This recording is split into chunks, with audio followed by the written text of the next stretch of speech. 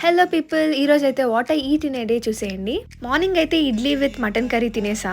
Super ఉండే taste అయితే mummy prepare చేసింది. మటన్ తినిన తక్షణమే నాకు ఐస్ క్రీమ్ తినాలనిపించింది. ఇంకా ఐస్ క్రీమ్ తినేసాను. లంచ్కి అయితే నేను నా ఫ్రెండ్ బయటకు వెళ్ళామన్నమాట. బయటికి వెళ్ళి fried rice and gobi manchurian తిన్నాము.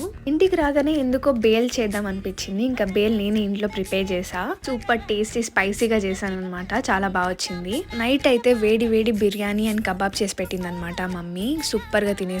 ఇష్టమైతే do like, share and subscribe guys.